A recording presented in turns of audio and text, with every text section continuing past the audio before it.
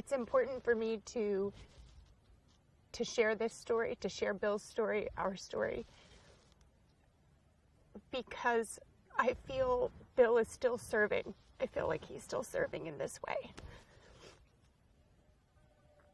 And I'm seeing how his story is affecting people. And it's so relevant and so raw and so current that it's important for me to share it and to tell it and to reach somebody, to reach people and continue to help and continue to serve. I am Sydney Mulder, and I would like to share my story, Bill's story, our story with you, and tell you why I think Sound Off is important. I met Bill September 3rd, 2002 in San Diego, where he was serving on SEAL Team 5. He was a SEAL for about 6 years when I met him. And my brother and I, William, and I moved to San Diego on a Wednesday, and we met Bill on that Saturday at a neighbor's barbecue. Our neighbor was from Texas, and Texans definitely gravitate together. So he invited us to his weekend barbecue, and turns out he was on SEAL Team 5 as well. And he invited his SEAL buddies. So I was loving life. Bill and I, at the time, I have to admit, I didn't really know what a Navy SEAL was.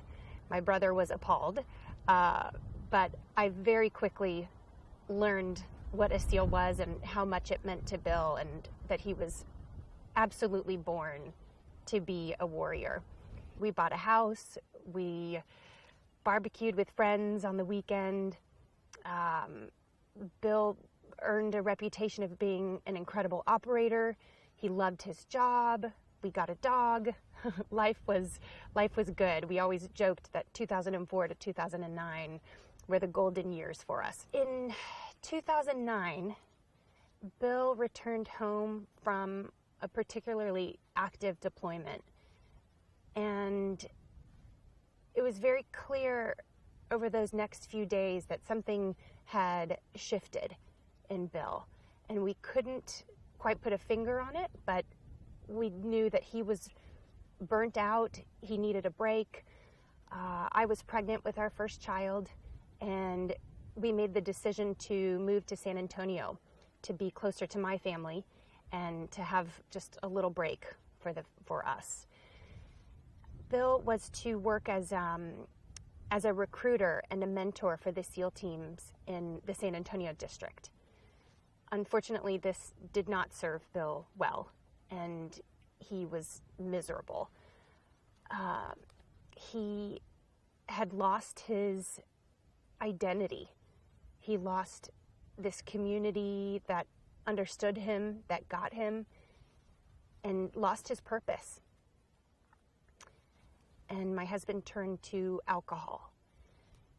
It was alcohol after a great workout. It was alcohol after work, and then it turned into alcohol before work. Many of you know the date, August 6th, 2011, when a Chinook helicopter named Extortion 17 crashed in Afghanistan, killing an entire squadron. This was Bill's squadron from Virginia Beach, his teammates, his brothers, and I'll never forget being in San Antonio in our living room, and we were sitting on the couch watching the news, and Bill had been fielding phone calls all day from his buddies, and we're watching the news, and I'm crying and he's crying. We look at each other, and at the same time we just nodded. We just gently nodded, and I said, "We need to go back." And he said, "We need to go back." We just fell right back into that cycle that was so familiar to us and comforting.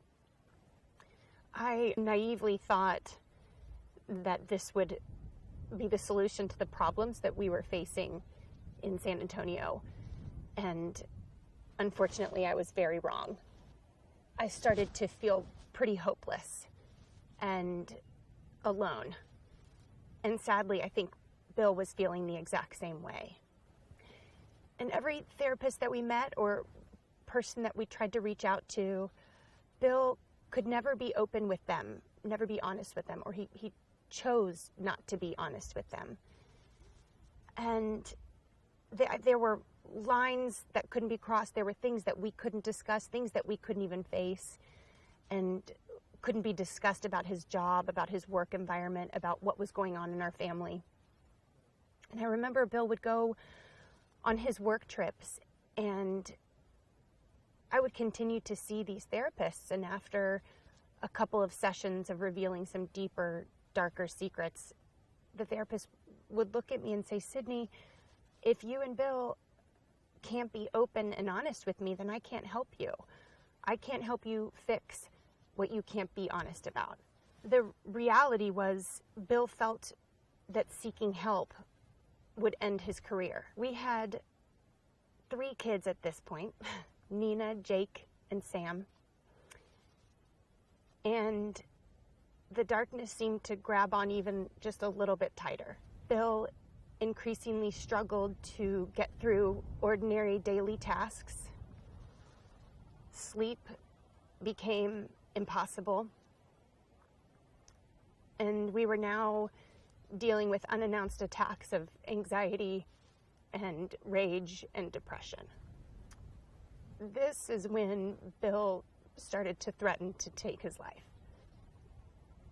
This is when I became deeply scared and begged him to seek help.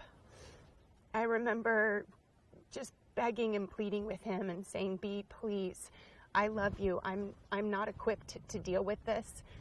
You need help. We need to talk to somebody. Let's talk to someone.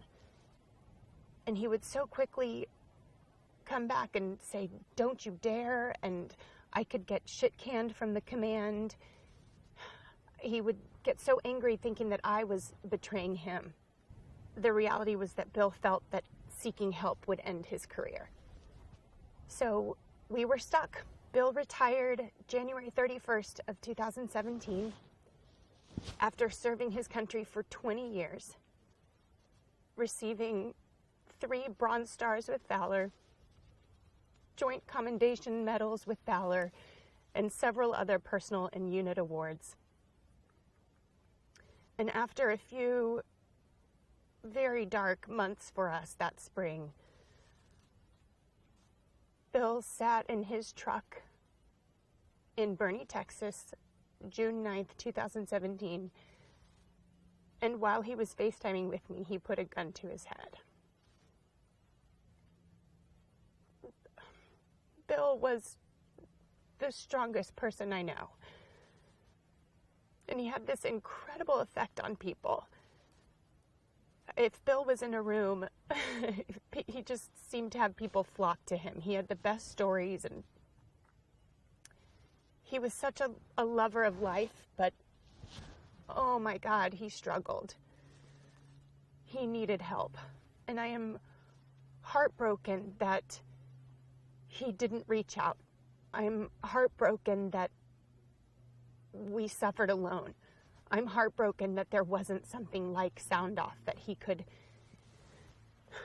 intimately engage with and not have to reveal himself to his command, to his teammates, to me. And this is why Sound Off matters.